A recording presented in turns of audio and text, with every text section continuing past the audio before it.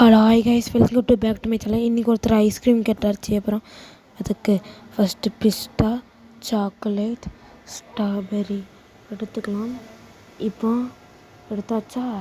எடுத்து முடிச்சோன்னே வெட்டிக்கலாம். விட்டு விட்டு விட்டு இல்லைல்ல வெட்டு, விட்டு விட்டு விட்டு இல்லைல்ல வெட்டு. வெட்டியாச்சு கைஸ்.